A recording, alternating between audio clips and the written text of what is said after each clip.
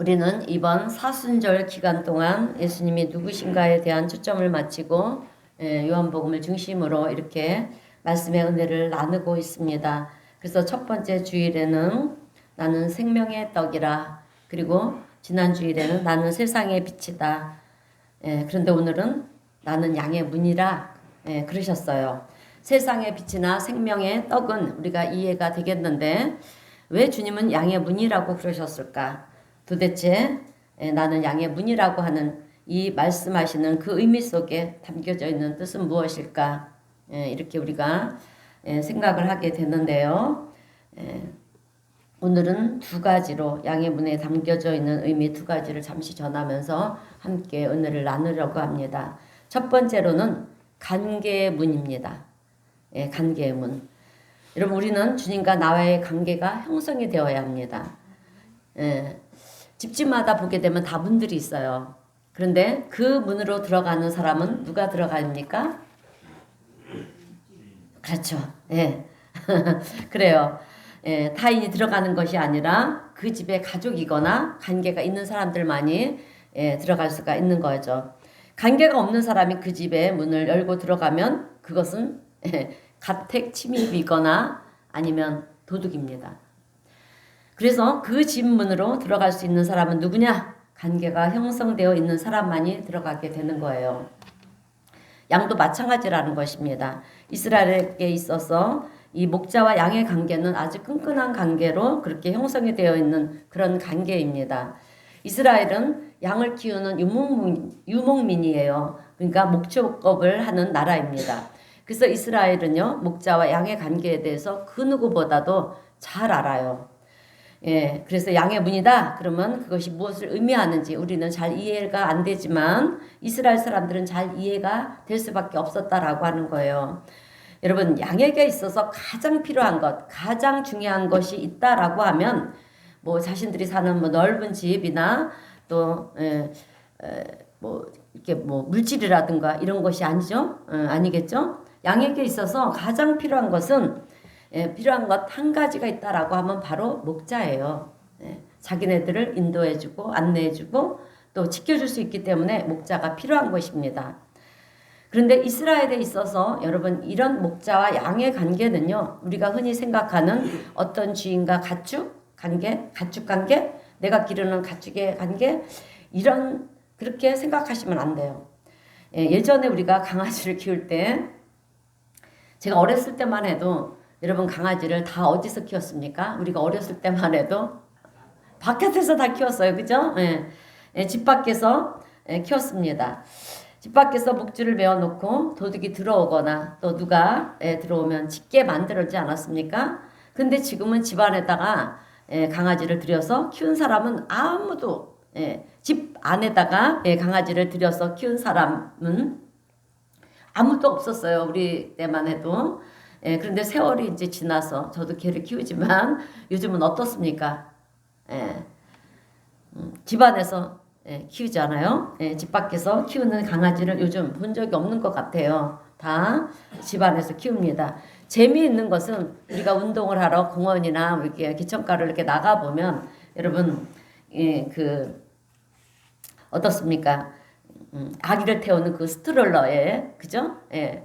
아기 거기 들어보다 보면 아기는 없고 다 강아지들이 그 안에 있어요. 근데 저는 좀 너무 심하다 생각해요. 사실은 저도 강아지를 키우지만 이제 강아지를 운동시켜야 되는데 강아지를 걷게 해야 되는데 너 관절이 안 좋으니까 여기에 타라. 그리고 태워서 뒤에서 이 사람이 밀고 가는 것을 우리가 볼 수 있습니다.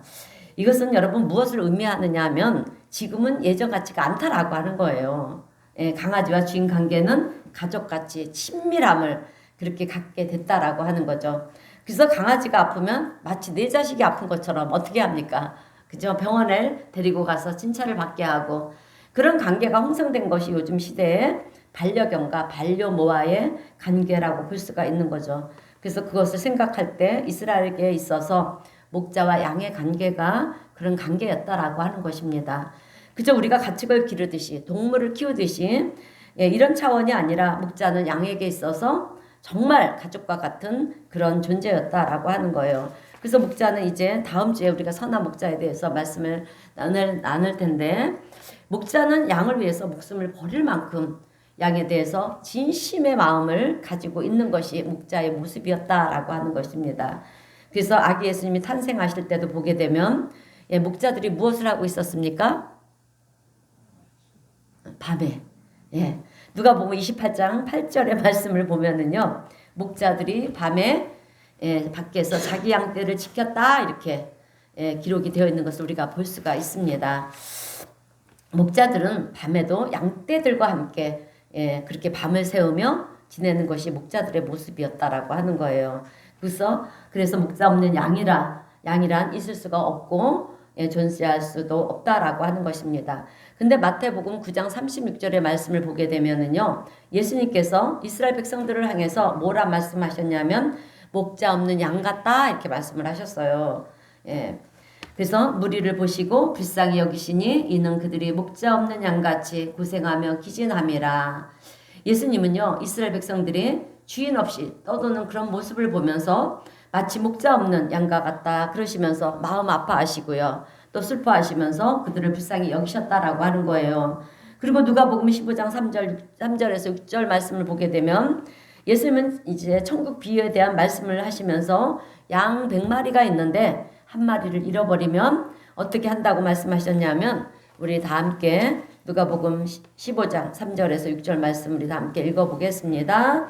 시작. 예수께서 그들에게 이 비유로 이르시되 어떤 사람이 양 100마리가 있는데 그 중에 하나를 잃으면 99마리를 들에 두고 그 잃은 것을 찾아내기까지 찾아다니지 아니하겠느냐.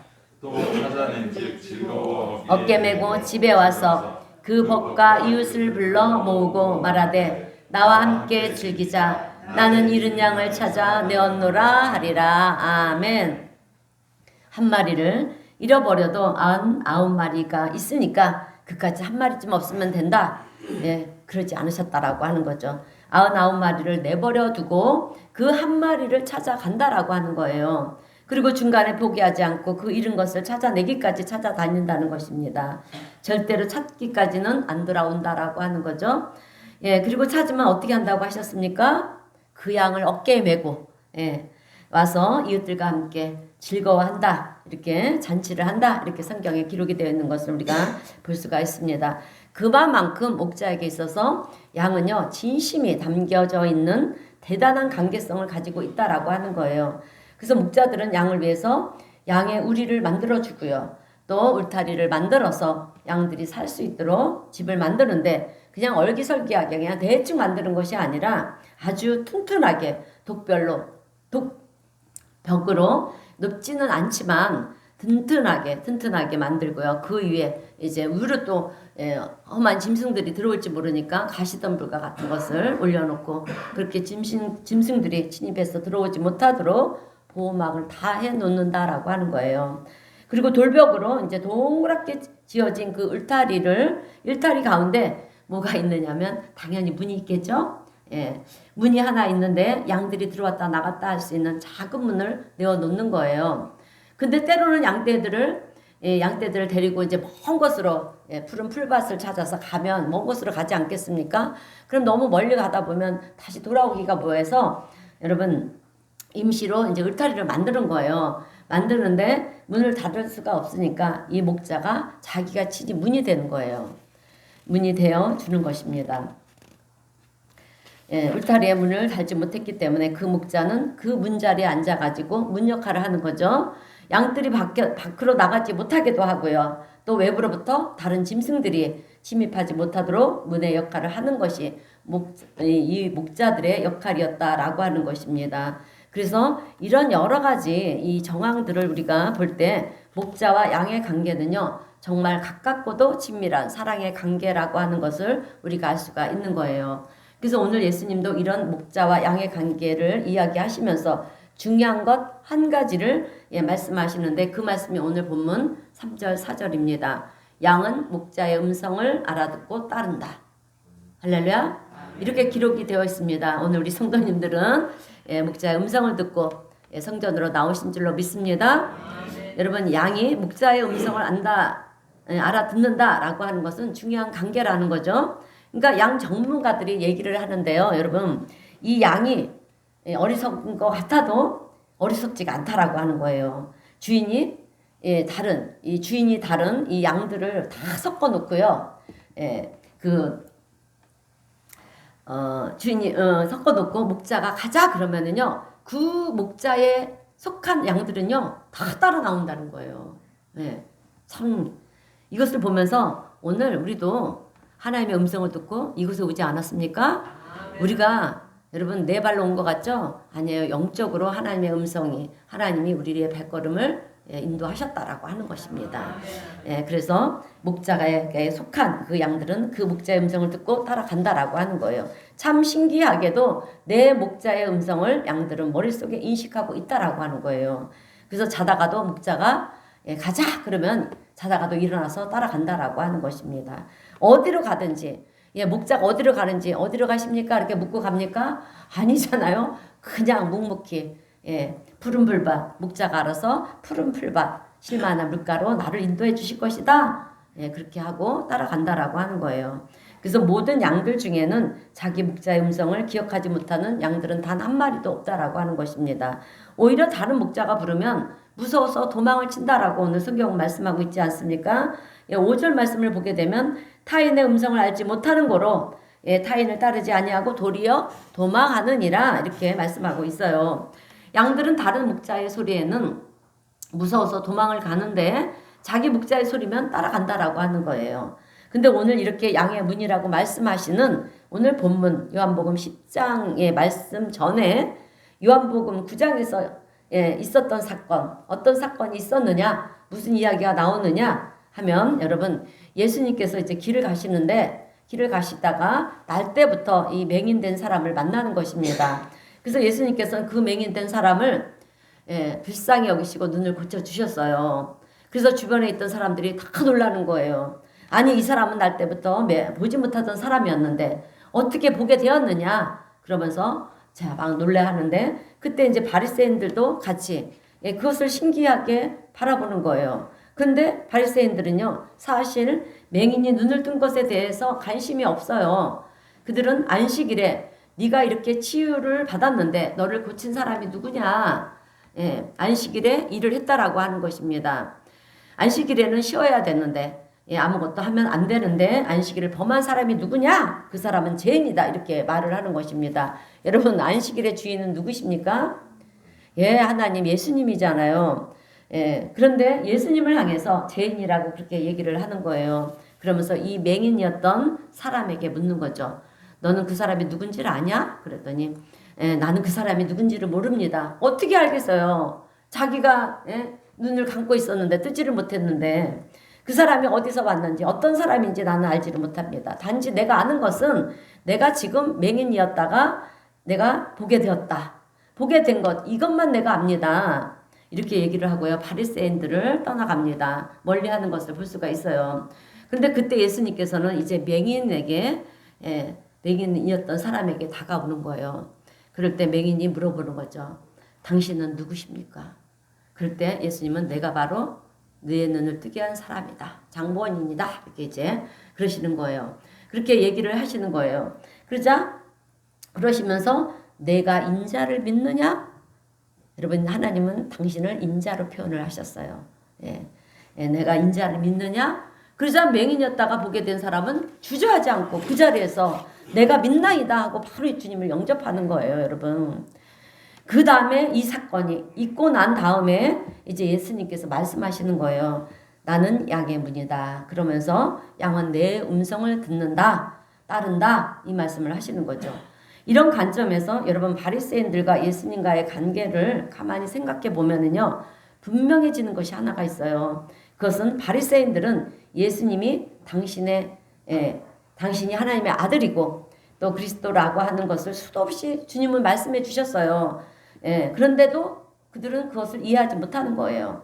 아니 들으려고도 하지 않고요. 받아들이지도 않는다라고 하는 것입니다. 맹인은 금방 받아들였잖아요. 네가 인자를 믿느냐 나를 믿느냐 그랬을 때 주저하지 않고 바로 믿었잖아요. 믿나이다 내가 이러면서 그래서 구원함을 받는 것을 우리가 볼 수가 있어요. 그런데 이 바리새인들은 그러지를 않았다라고 하는 것입니다. 이것에 대해서 예수님은 이제 빗대어서 오늘 말씀을 하고 계시는 거예요. 그것이 무엇이냐면 너희들은 내가 얘기를 해도 내 음성을 알아듣지를 못한다. 이 말은 곧 너희들은 내 양이 아니다. 이러는 말이에요. 여러분. 그런데 맹인이었다가 보게 된 이 사람은 내가 얘기를 하니까 듣는다는 거예요. 예. 듣고 바로 영접하는 것을 통해서 뭘 아느냐? 이 사람은 나의 양이다. 예. 수많은 양들이 섞여 있어도 자기 주인의 목소리를 분명하게 알고 따라간다라고 하는 거죠. 그런데 바리새인들과 유대인들 중에 일부는 이런 놀라운 표적을 보면서도 예수님을 인정하지 않는 거예요. 그리고 계속해서 질문을 하는 것입니다. 그 말씀이 요한복음 10장 24절에 오늘 본문의 말씀인데 우리가 읽지 않았죠? 24절이에요. 이렇게 질문을 하시는 거예요. 유대인들이 에워싸고 이르되 당신이 언제까지나 우리의 마음을 의욕하게 하려고 하나이까? 그리스도임은 밝히 말씀하소서 하니 우리의 마음을 의욕하게 한다라고 하는 말은 자꾸 의심되게 한다는 거예요. 혼돈스럽게 한다는 거죠. 그러면서 당신이 그리스도이면 밝히 말해라 이런 얘기를 지금 하고 있어요. 근데 여기에 대해서 본문 25절에 보면 예수님께서 이제 대답을 하시는 거예요. 내가 너에게 말하였으되 믿지 아니하는도다. 예수님은 여러 번 말을 했다라고 하는 거죠. 말을 했지만 너희들이 믿지를 않았다라고 하는 것입니다. 그러면서 결론적으로 하시는 말씀이 26절, 27절 말씀인데 우리 다 함께 한번 읽어보겠습니다. 시작. 너희가 내 양이 아니므로 믿지 아니하는도다. 내 양은 내 음성을 들으며 나는 그를 알며 그들은 나를 따르느니라. 아멘. 예수님은 너희가 내 양이 아니라서 믿지를 못하는 것이라고 말씀을 지금 하고 계시는 거예요. 여러분 바리새인들은요. 이 율법학자들은 공부를 많이 한 사람들이에요. 그러니까 지식인들이었죠. 그리고 학자적인 그런 식견들이 능력 있는 사람들이었어요. 그러다 보니까 자기들이 그동안 연구해온 것들이 있지 않겠습니까? 그런 것들이 있는데 바리새인들만이 가지고 있는 어떤 지식과 견해가 있었는데 그것은 그들의 종교적 신념이었다라고 하는 것입니다. 그런데 그들이 종교적 신념이 무엇이냐 하면 모세의 율법. 그러니까 모세의 율법 외에는 받아들이지를 않는 거예요.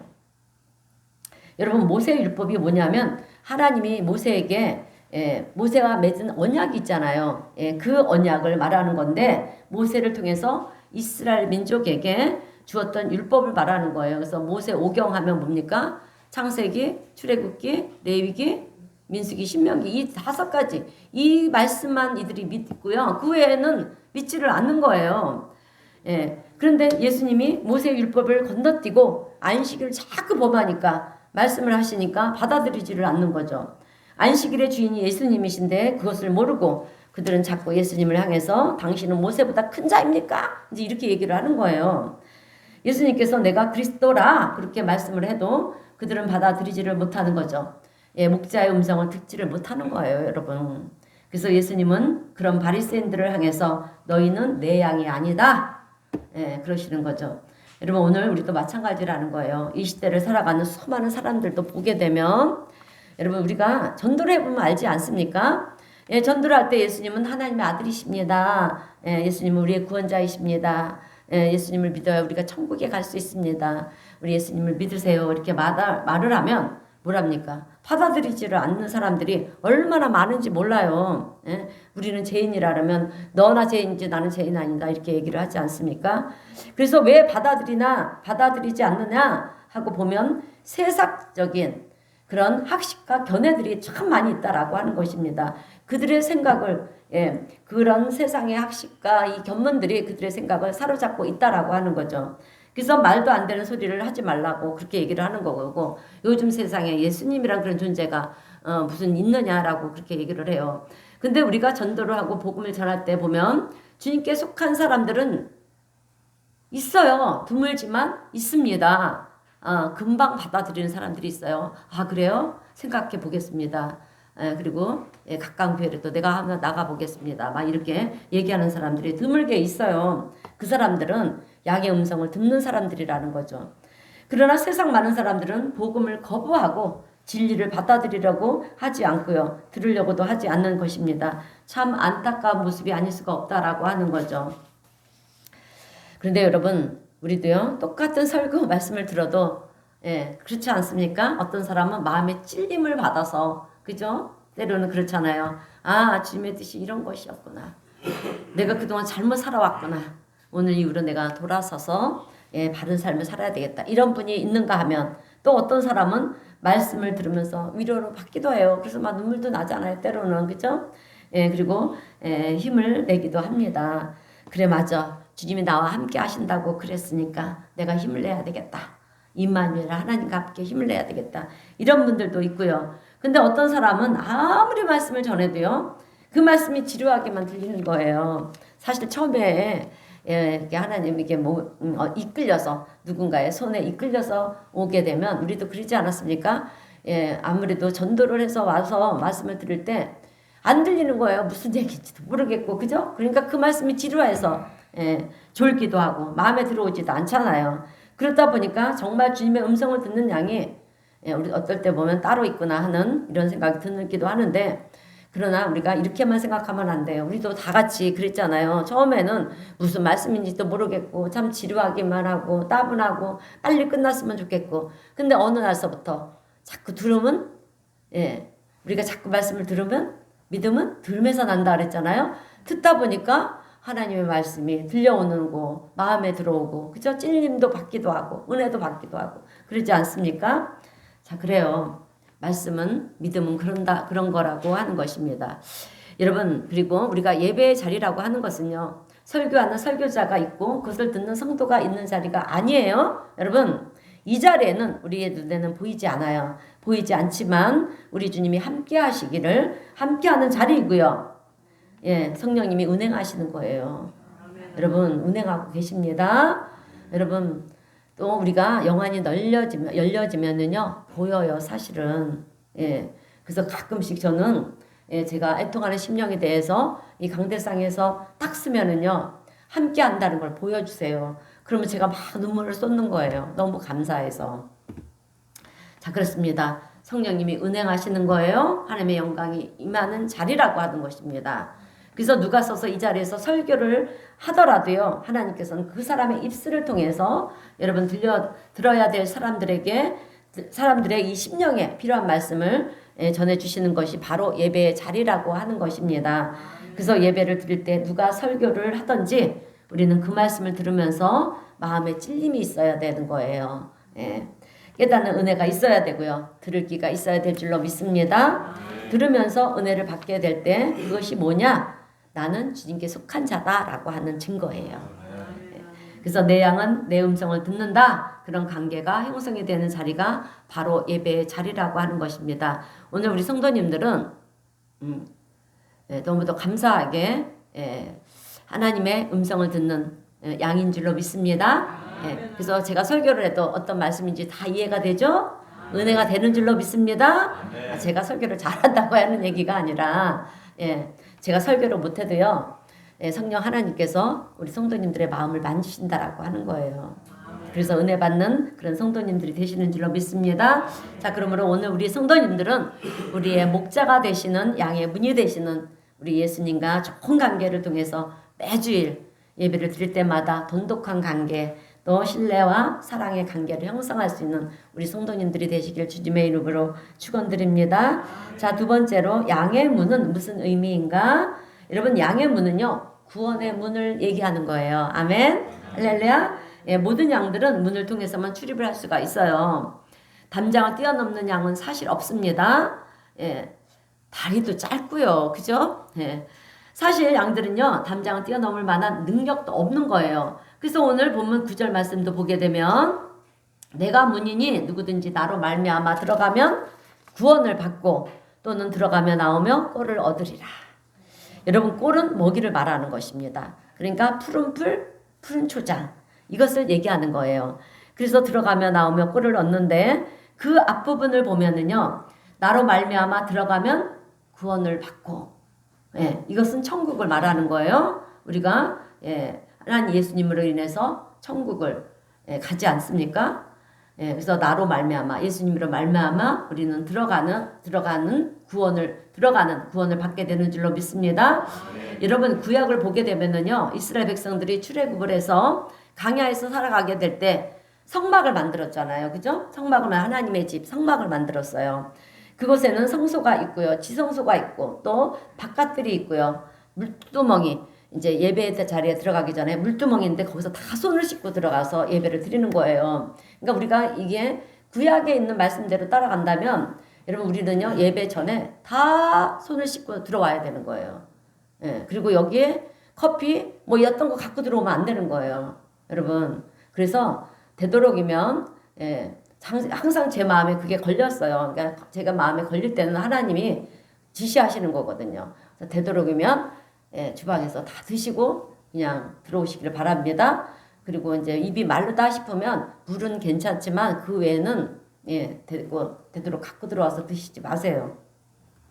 자, 그렇습니다. 그래서 물두멍이 있고요. 담장이 있는데 예, 문이 있습니다. 근데 이 성막은 천국의 모형이에요, 여러분.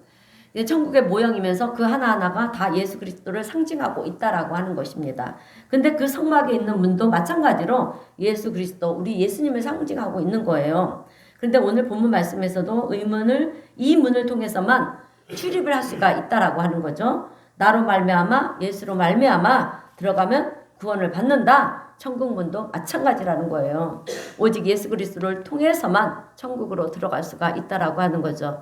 그래서 문 대신 예수님께서 닫으시면 열 자가 없는 거고요. 열면 닫을 자가 없다라고 하는 것입니다. 그래서 우리가요 인생을 살아가는 데 있어서도 우리의 모든 축복의 문도 여러분 예수님께서 열어주셔야만 되는 거예요. 예, 아니면 못 받는 것입니다. 또한 건강의 문제도 마찬가지예요. 장수의 축복도 마찬가지고요. 여러분 우리가요 이렇게 숨을 쉬면서 먹고 마시고 걷고 뛰는다라고 하는 것을 당연하다고 생각하지 마세요. 여러분 우리는 감사해야 되는 거예요. 아침에 눈을 뜨면 감사하세요?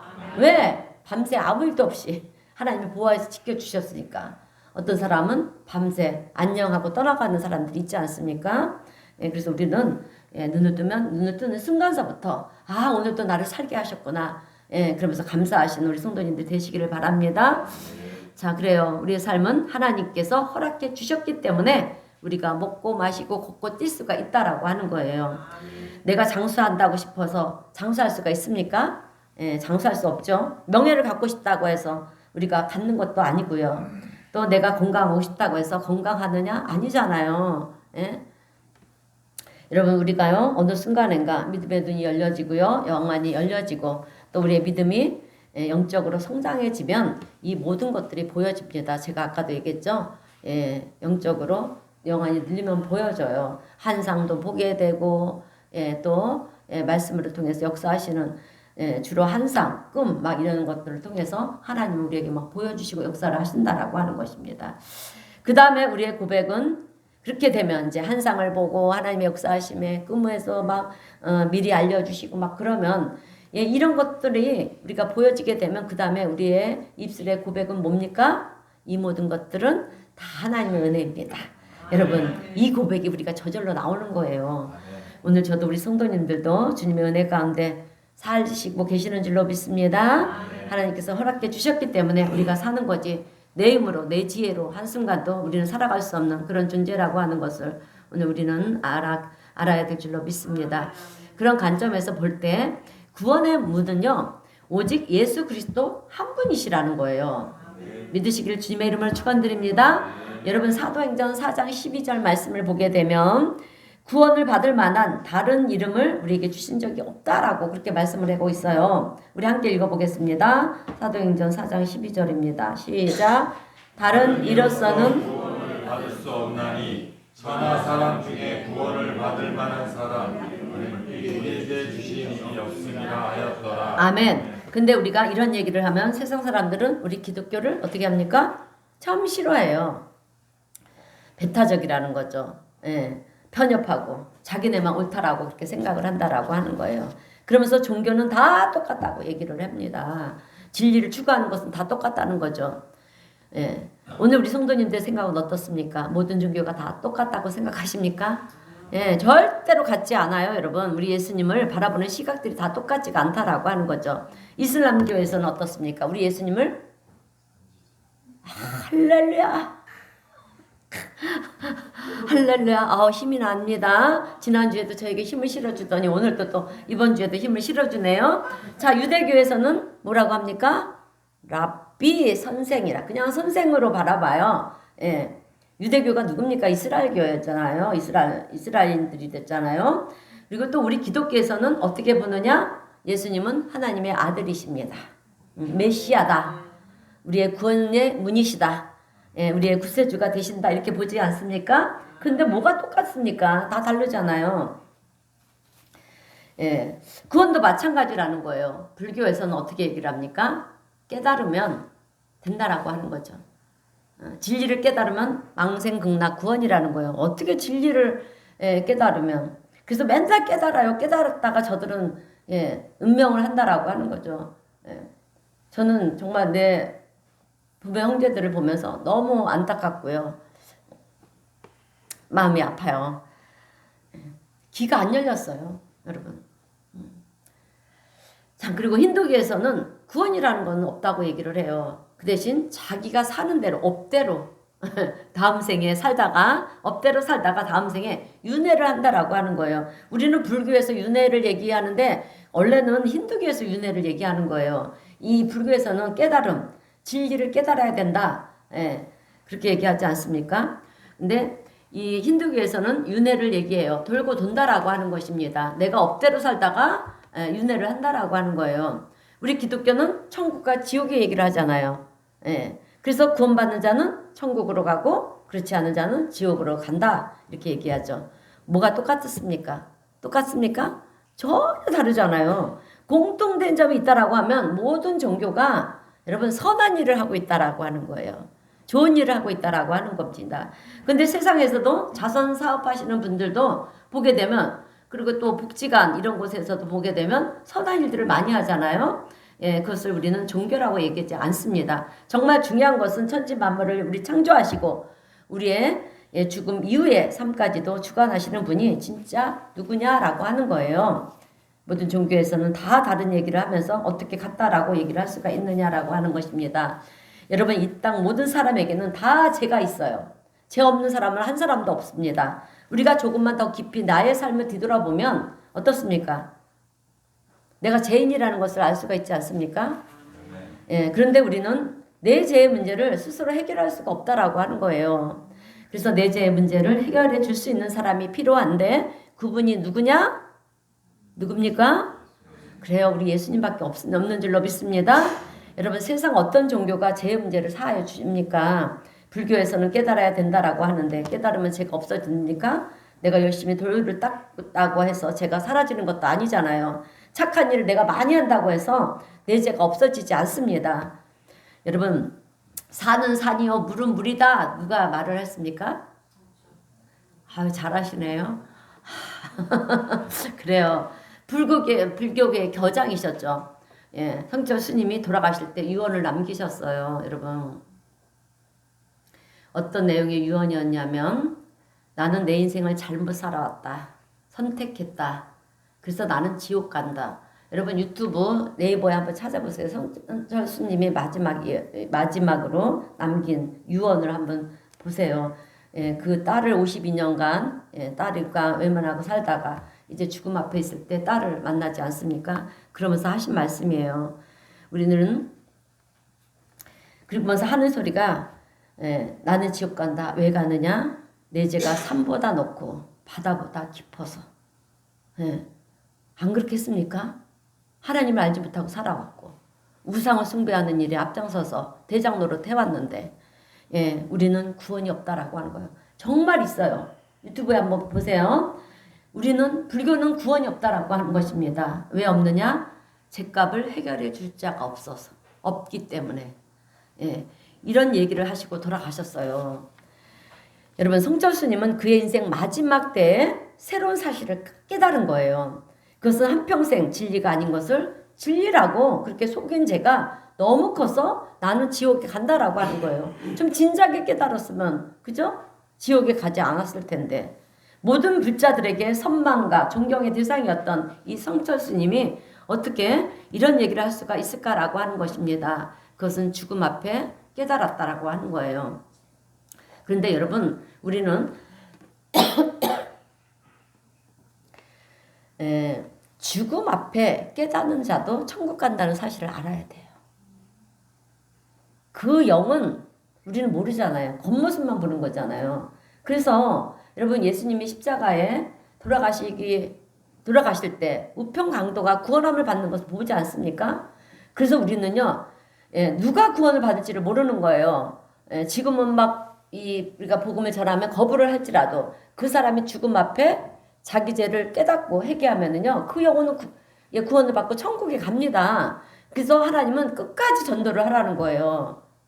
그래서 저도 지금은 저의 엄마가 또 저희 언니나 형부가 이렇게 교회를 안 나오지만 포기를 하지 않는 거예요. 그런데 자꾸 복음을 전하니까 싸워요. 여러분, 우리는 그때 마귀와의 싸움이거든요. 그럼 그때 혈기를 내면 내가 지는 거예요, 마귀한테. 그래서 처음에는 얼마나 싸웠는지 몰라요. 그리고 제가 우리 엄마 언니 앞에서 이 사탄아 물러가라 막 그랬어요. 그래갖고 막 난리가 났었어요. 겁 없이 막. 그때는 제가 막 뜨거운 거예요. 그래갖고 막 울고불고 싸우고, 그때는 어머니 살아계셔서 막 뜯어 말리고 막 그랬거든요. 근데 지금은 이제 지혜를 주시더라고요. 기도해라. 내가 저 마음 만질 것이다. 그리고 꿈으로 보여주시더라고요. 그래서 언젠가는 아니 죽음 앞에서는 길지 않구나. 내가 승리했구나. 그래서 때를 기다리고 있습니다. 자, 여러분, 내 죄가 사함을 받지 못하면 우리는 천국에 갈 수가 없어요. 천국은 죄가 없는 사람만이 가는 거예요. 그런데 그 죄는 누구로 말미암아? 예수님의 말미암아 우리가 사함을 받아서 우리가 천국에 갈 수가 있다라고 하는 것입니다. 내 죄값을 우리 주님이 치러 주셨다라고 하는 거죠. 그래서 오늘 우리가 이것을 믿음으로 받아들이고요, 예수님을 영접하면 하나님의 자녀가 되고 구원을 받는 자가 된다라고 하는 것입니다.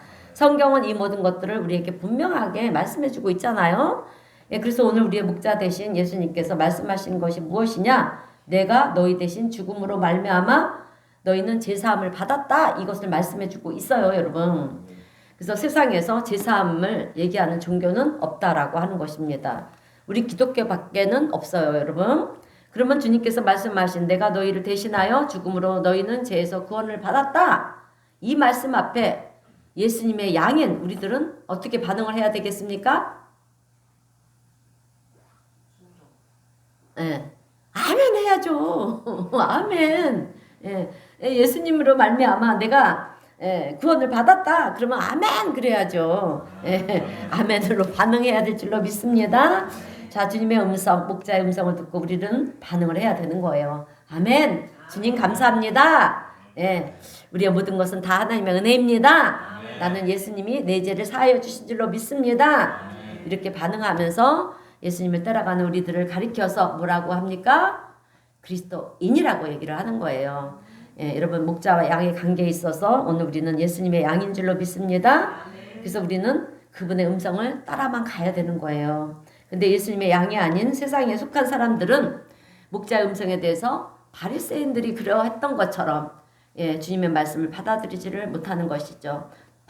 들으려고도 하지 않습니다. 근데 감사한 것은 이 목자는 자기 양의 이름을 다 안다라고 하는 거예요. 할렐루야. 수 없는 양이 있어도요, 자기 양이 어떤 양인지를 다 아신다라고 하는 것입니다. 그래서 오늘 본문 3절의 말씀도 보게 되면 함께 읽겠습니다. 3절 시작. 문지기는 그들을 위하여 열고 양은 그의 음성을 듣나니 그가 자기 양의 이름을 각각 불러 인도하여 내느니라. 아멘. 하나님의 말씀을 읽을 때는요, 큰 소리를 읽으세요. 말씀은 곧 하나님이시잖아요. 자기의 양의 이름을 각각 불러서 인도하여 낸다라고 그렇게 말씀하고 있어요. 오늘 저와 우리 성도님들은 세상 양무리 속에 있다가 우리가 세상 양무리 속에 있었잖아요. 목자 되신 예수님께서 우리의 이름을 각각 불러주셔서 오늘 우리는 이 예배 자리에 있는 줄로 믿습니다. 여러분, 예수님께서 내 이름을 아시고요, 내가 예수님의 양으로 이렇게 존재한다는 것은 얼마나 감사한 일인지 모릅니다. 그러므로 양의 문이 되시는 예수님은 우리의 구원의 유일한 예수님이신 줄로 믿습니다. 근데 여러분, 이 문은 넓은 문일까요? 좁은 문일까요? 좁은 문. 얼마 전에 우리 예, 정진정 집사님이 우리 카톡에 올렸죠. 예, 요즘은 추세가 아주 큰 문으로 들어가기를 원해요. 예, 사실 우리 교회도 작은 교회지만 문은 크잖아요. 예, 그런데 큰 문을 큰 교회를 선호하고 늘 편하게 예배 생활을 하려고 그렇게 가죠. 근데 작은 교회에 온다고 해서 불편합니까? 아니죠. 할렐루야. 제가 부담감을 주게 하십니까? 예, 예, 그래요. 제가 부담감을 줬다면 여기 앉아 계실 분 한 분도 없으실 거예요. 예. 그러나 하나님이 우리 성도님들의 마음을 만지실 거라고 저는 믿고 그냥 기도만 하고 있습니다. 자, 그래요. 좁은 문이에요. 지금도 이스라엘에 가보면은요, 이 양의 우리가 있고요. 양의 문을 볼 수가 있는데, 양의 문은 아주 좁다라고 합니다. 그저 양 한두 마리가 왔다 갔다 할 수 있는 좁은 문이에요. 그러면 왜 양의 문을 넓게 만들어 놓지 않고 좁게 만들었느냐라고 하는 것입니다. 예. 왜 그랬을까요? 아까도 얘기했는데, 설교했는데, 외부로부터? 예, 맞아요. 침입하는 것을 막아주기 위해서. 그래서 양의 문은 항상 좁은 거예요. 오늘 마태복음 7장 13절 14절 말씀도 보게 되면 우리 함께 읽어보겠습니다. 마태복음 7장 13절 14절 시작. 좁은 문으로 들어가라. 멸망으로 인도하는 문은 크고 그 길이 넓어 그리로 들어가는 자가 많고 생명으로 인도하는 문은 좁고 길이 협착하여 찾는 자가 적음이라. 아멘. 자, 여러분, 양의 문은 넓지 않고 좁습니다. 좁은 문으로 들어가라는 거예요. 근데 그 문이 넓지 않아도 여러분 양에게는 들어가고 나가는데 불편함이 없다라고 하는 것입니다. 충분히 넓은 문이라는 거죠. 그러니까 문제는 우리 사람이라는 거예요. 여러분, 사람은 늘 넓고 화려한 것을 좋아하죠. 자기가 크지도 않으면서 아주 문들은 크게 만들어 놓는다는 거예요. 모든 것을 크게 해놓습니다. 근데 문만 큽니까? 집도 큰 것을 선호하잖아요, 우리는. 근데 사실 사람이 들어오고 나가는 것에 있어서 여러분 그렇게 큰 문이 필요하지가 않는다라고 하는 건데, 않는 것입니다. 그런데 왜 그렇게 큰 것을 선호하느냐? 왜 선호할까요? 맞아요. 바로 우리 인간의 욕심, 욕망. 이러는 거죠. 욕심과 욕망이 쌓이다 보니까 예수님을 믿는 것이 너무 좁은 문으로 보이는 거예요, 여러분. 여러분, 그런데 여러분, 내가 주님의 양이 되고 나서 보면은요, 신기하게도 그 좁은 문이, 좁은 문으로 보이던 것이 넓게 보입니다, 여러분. 안 믿어지십니까? 좁게 보이는 문이 넓게 보여요. 이유를 아셔야 돼요. 내가 다니는 데 있어서 조금 더 불편함이 없다라고 하는 것입니다. 여러분, 예수님을 믿기 전에는 예수님을 믿으면 이것도 못하고 우리가 저것도 못하고 절제된 생활도 해야 되고 세상 거 다 하면 안 된다고 그러니까 정말 좁은 문으로 우리가 들어가는 것 같죠? 여러분 절대로 아니에요. 그렇게 생각하시면 안 돼요. 예수님을 믿고 목자 되신 주님과 동행을 하다 보면 내가 다니는 문은 좁은 문이 아니라 넓은 문이라는 거예요. 그래서 모든 것이 다 감사한 거예요. 왜? 주님이 동행해 주시니까. 여러분, 하나님이 임마누엘 하나님이 함께 하신다고 했잖아요. 그러니까 두려워하지 마세요. 좁은 문으로 들어가는 거. 그래서 우리는 어떻게 되는지 알아요? 어떤 마음이 드는지 알아요? 사돌 바울과 같은 그런 고백을 할 수가 있다라고 하는 거죠. 그동안 그렇게 내가 귀하게 여겼던 것들이 다 배설물로 여기는 그런 믿음이 우리에게도 생기는 거예요. 여러분, 요한복음 10장 오늘 본문이죠. 27장 28절의 말씀을 보면 우리 다 함께 한번 읽어보겠습니다. 시작. 내 양은 내 음성을 들으며 나는 그들을 알며 그들은 나를 따르느니라. 내가 그들에게 영생을 주노니 영원히 멸망하지 아니할 것이요 또 그들을 내 손에서 빼앗을 자가 없느니라. 아멘. 여러분, 주님의 양은요, 주님의 음성을 듣는다 했어요. 그런데 듣기만 하는 것이 아니라 따라가는 것입니다. 목자가 가는 곳은 어디든지 따라가는 거예요. 근데 그렇게 하는 자에게 오늘 예수님께서 하신 말씀은 영생을 주신다라고 말씀을 하셨어요. 여러분, 주님의 음성을 듣고 그 음성을 따르는 삶이 무엇이냐면 바로 좁은 문으로 들어가는 거예요. 절제된 생활, 하나님이 기뻐하지 않은 생활은 하면 안 된다라고 하는 거죠. 근데 우리는 자꾸 내가 좋아하고 내가 즐기고 싶은 그런 것들을 막 하고 싶죠. 그러나 하나님은요, 좁은 문으로 들어가라 이렇게 말씀을 하고 계세요.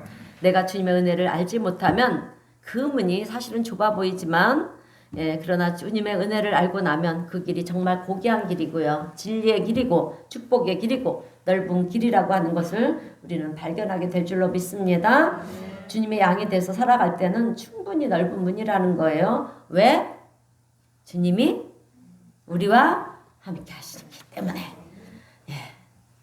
여러분, 나는 양의 문이다. 이 말씀을 누구에게 하신 말씀이냐면 오늘 이스라엘 백성들에게 하신 말씀이 아니라 저와 여러분들에게 하신 말씀이에요.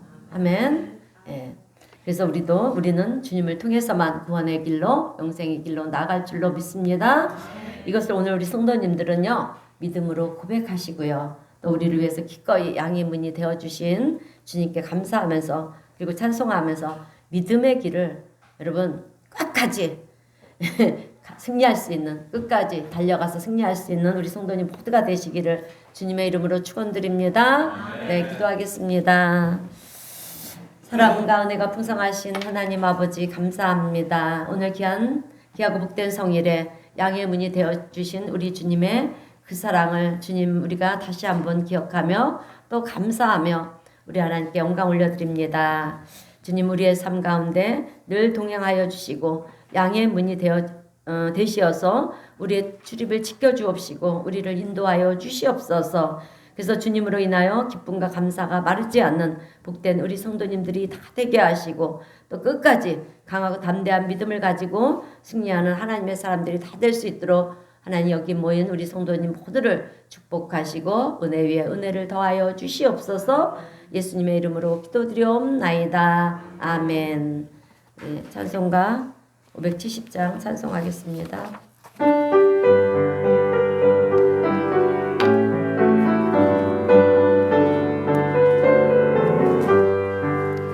주는 나를 기르시는 목자요 나는 주님의 귀한 어린 양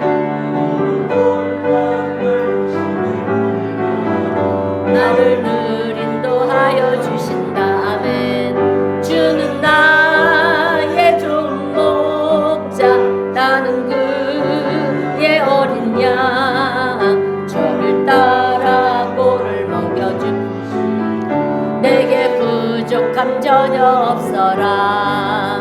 예쁜 새들 노래하는 아침과 노을 비키는 고운